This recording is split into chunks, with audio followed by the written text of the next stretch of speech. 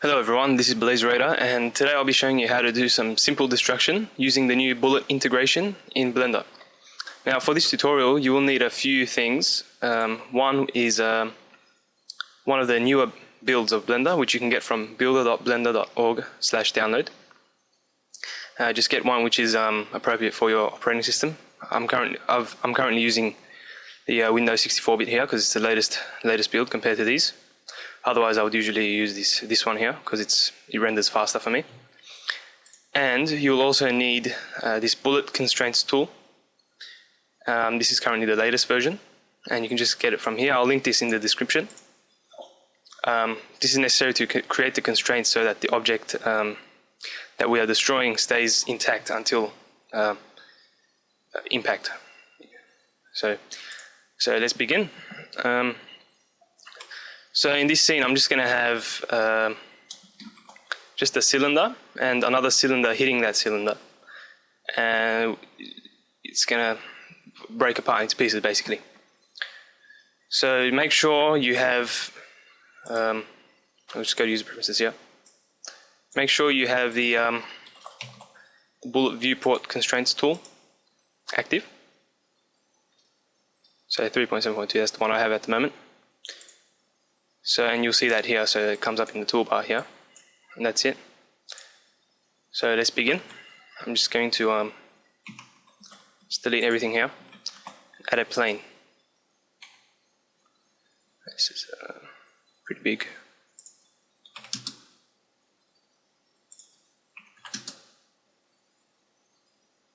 Yeah, whatever. Okay, so I'm going to add a plane. Wow.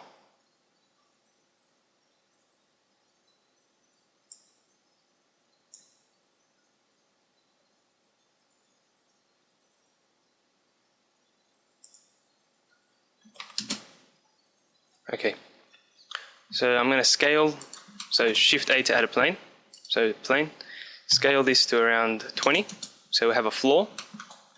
I'm going to add a volume to this floor, so tab to go into edit mode, and with everything selected, so A to select everything. I'm just going to press E to extrude and bring it down a bit so that it has some sort of thickness. Also I'm just going to add a few, some more geometry in here, so Control R and scroll wheel up. So this usually increases stability in the game engine, but we'll be using the viewport rigid body settings here, so rigid body. I found this seems to increase stability. So that's our floor already, and Control A to apply the scale, because there have been some known issues with the rigid body system if you don't apply the scale. So let's go ahead and add a cylinder. So they're 2 meters by 10 meters or 2 by 10 if you're not using the metric system, just Blender units. So I just move that up on the z-axis so that it's resting on the floor. So you see there. Now, let me just demonstrate how the new rigid body tools in Blender work. So if we just rotate this a bit. So we go to the rigid body tools here on the side, or into the physics panel here, and just click add active for any objects which you want that are going to be moving, and you select the floor and add passive, because this is going to act as collision, but it's not going to be moving. So if we now play back the animation, you can see how you have real-time physics, bullet rigid body physics in the Blender's viewport. And it's actually quite fast if it's not a complicated scene.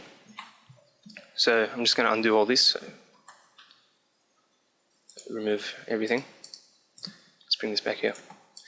I'm going to increase the size of this plane, so tab into edit mode and just scale it. I avoid scaling in object mode because then I have to apply the scale again, so there we go. Now I'll add one more sphere, and this is going to be a thinner one, so we're going to have this collide like this, so it's going to collide into it. So I'll just decrease the radius for this one, so 0.5, just like a little stick sort of. So rotate this 90 degrees and just place it around here. Now, so I'll have this one animated. So I'm just going to set up the basic scene at the moment, and we'll work with the fracturing and the constraints later on. So I'm going to press with the stick cylinder selected. Press I to add a location keyframe. You can add whichever one, but I'm just going to be using location. Move ahead to 40 frames or so,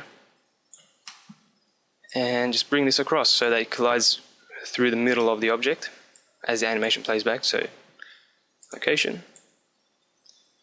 Let's just look at that. Okay. So now we can set up the rigid body. We'll just demonstrate how it looks at the moment. Add as active. We can also add this as active. Play it back. Well, passive, sorry. And we have one problem. Stick falls down and it doesn't use our animation data. The developers have thought of this, so there's a simple checkbox here. Just click animated. Let's play that through. There we go. However, this does not fracture at the moment. That's because Blender at the moment, since these tools are still in development, we don't have on impact fracturing. We have to pre-fracture the object first and then run through the animation simulation. So to do that, I'm just going to remove the active rigid body tools here and go to self fracture.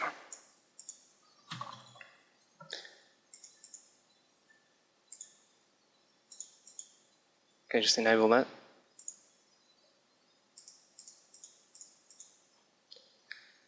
And now, if we click self fracture with the object enabled, selected, you'll see we have a few options here.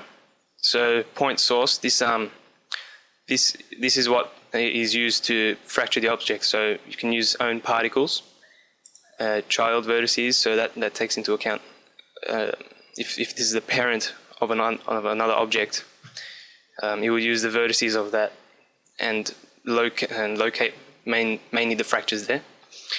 So I'm just going to use own vertices because I don't want to go through any complicated particle systems or anything. However, one thing we don't have in this object is many vertices. So if we fracture this object now, we're going to get mainly fractures at the top here and fractures at the bottom. I want mainly evenly distributed fracture. So I'm just going to press Ctrl R to loop cut and just add a few loop cuts in here.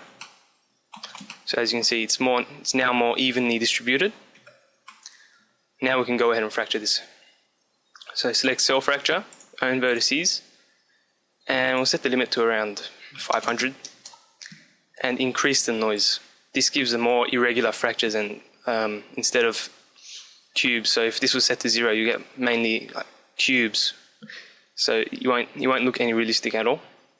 So I just increase the noise to the maximum. So I increase the recursion to 1.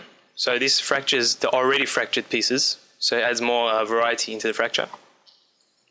I'm just going to increase the random value to 0.5. I don't want to apply the split edge because this causes problems later on. And I decrease the margin to 0. Everything else looks fine. Just go ahead, press OK. And now you can see this in the viewport now, that the fracture process is occurring. Just need to wait for this. Because the next layer option here is checked, all the fractured objects will go to the second layer or the next layer in which your active object is on. So this keeps your original mesh if you want to play around. So here we go. So we've got the original mesh here and we've got the fractured mesh here. So they look about the same. They should look the same, but in this case they're all fractured. So if we just select everything here, I'll just show you. So it's fractured into how many objects? So we've got 252 objects. Okay, so back to my first layer. I'm going to move this cylinder to a different layer and bring in the fractured objects to the first layer here. Now we'll select these fractured objects. Since they're all individual objects, you need to select them individually. So you can see there's a piece missing there.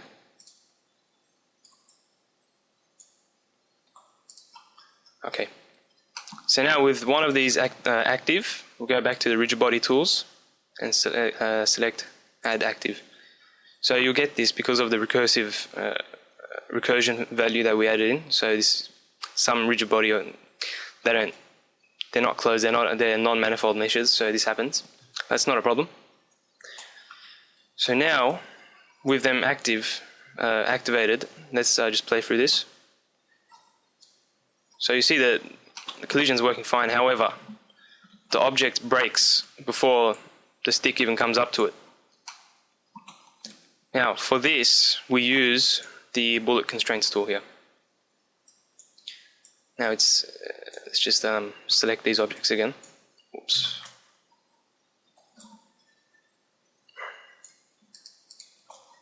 So have with one of these active, I'm going to go and calculate the mass of this. So just use, let's say, bricks. So this will change the mass because since the scene is also to scale, you get the correct mass of each object. As you can see, it changes. So now let's go to the bullet constraints tool here on the side. Select one of these objects and press, let's just look through these first. So we have a few options here. So we have a neighbor limit. So for every active object, for every object which is selected, this does a search. So within the search radius, it looks for neighbors and it adds a constraint to keep the two locked together. So as you can change this to alter how rigid you want this structure to be. And you can increase the search radius as well. So I'm just going to set this to around 10 and the neighbor limit 5 because I want the object to maintain its shape. Also, I want the object to stay, so maintain its shape, but keep parts of the object rigid. I'll just show you how that looks. So if we go around and just click X constraints here, and it'll add a bunch of empties here, as you can see. So we just go to groups. So rigid body constraints, you can see all that. And if we just play through this, you can see how it keeps the structure. However, you got some funky stuff going on there and it doesn't really break. So like if we go through this slowly, it seems to break, but it comes back to its normal shape. For that, there is an option which we need to select. So I'm going to go ahead and select the rigid body constraints and have one of them active. So just select one of them, any, doesn't matter. I'm going to enable this checkbox here, and if we increase this, this is called breakable. So this is the break threshold. So as the object experiences an impulse of more than 10 times its mass, I guess that's how it works, the constraint will break, it will no longer apply, and you'll have individual pieces flying around. So we'll just go by the default value, so 10. Select update. So we have this active for all of them now. So you can see the threshold changes because each one is specific. So just move this back. Now let's scrub through the animation. Oh, now you can see how that works. It's still not how I want it. You got some pieces flying back because they didn't exactly break away. But it is better than before. So you see how the top and bottom parts maintain their shape as the object passes through it. So you can see how they don't exactly completely fall apart as they were before. And you have individual pieces flying around. I think this requires to just reduce that break threshold, so I'll go ahead and select this again. Sorry. Oops. Select one of these active ones. Go to the first frame. And we'll decrease the threshold to say 5. Select update selected. Let's play through this again. That looks a bit better. That looks much better. Okay. So you can just keep playing with this. If you want a more accurate simulation, so let's just go through this. Might see some objects interacting here on the floor, going through the floor mesh. Overall, it looks fine. But you could go to the scene options, go down to rigid body world here, and increase the steps per second and the solver iterations per frame. So we can increase this to around 120 and this to say 50. And it will take longer to simulate, but it will be a more accurate result. So let's just go through this. You can see the frame rate has dropped dramatically.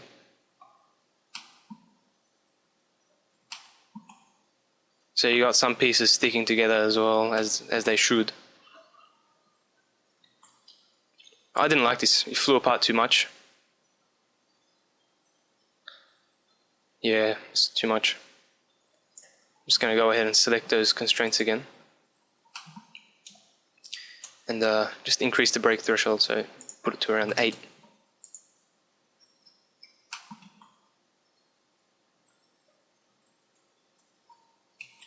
Could even say around 10 maybe. Go back to the default value, because we did increase the accuracy, so it might work better now. You never know. So yeah, look at that. Got pieces flying around, staying together. And then once they hit the ground, they break apart. I'm just going to decrease the value to say 7.5.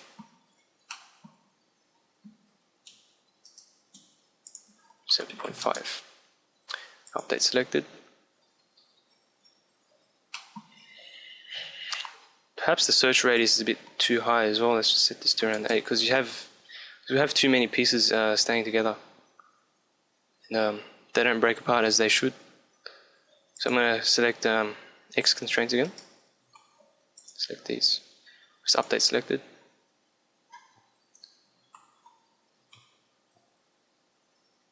Okay, so I like that. I have some pieces staying together, they interact, they hit the ground, they break apart. So that's awesome. So as you can see, this is just a simple test of what can be achieved with this new rigid body system, which they've kindly and very well integrated into the viewport here. It's much better than using the game engine here, going into and setting up all the logic system and everything. Who can be bothered with that, you know? Also, with the benefit of using cycles, so just go ahead and add a camera here. So you can just put it here like this. Just come around here. I'm just going to add a sun lamp as well. I've got a world set up already. I'll just rotate this so we get some shadows here. So I've got a world set up already, so that gives like a blue tinge to everything. So with the sun selected,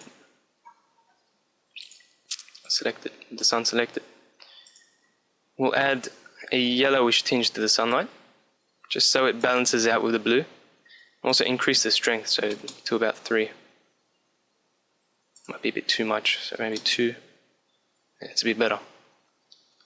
So with the blue and yellow mixing, we'll get some so close to white light. This gives a better contrast between pretty much it just gives a nicer render. So I'll just darken down the floor a bit and change the color of the cylinder so we can differentiate it between the other objects. So now, if we go to the render settings here and we enable motion blur, just decrease this for the purpose of this tutorial, and we render this. Wow, what's going on?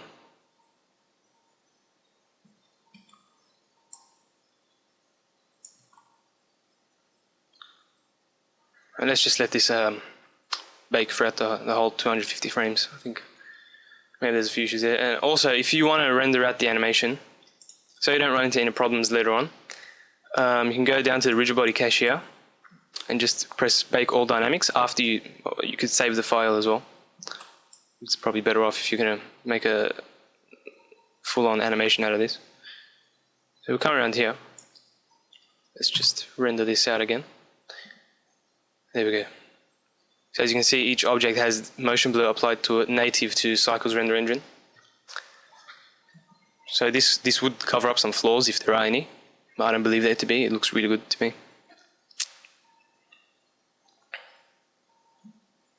There you go. So that is how to make simple destruction using the new bullet integration, viewport integration. And like I said, you can just get this with any one of the newer builds here. So builder.blender.org/download and get one which will work on your operating system. Obviously, you're not going to go get a Mac build for Windows. And it's very simple to install this bullet constraints tool here. It's just a Python file. So click the link and press download here, direct download. And that will come onto your computer.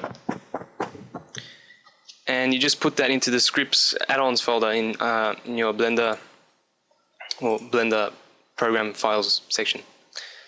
So there you go. It's a quick tutorial. I hope you enjoyed this. Blah blah blah. If you'd like to see more like this, just leave a comment. Tell me what you liked about it. Thank you for watching. Have a good day.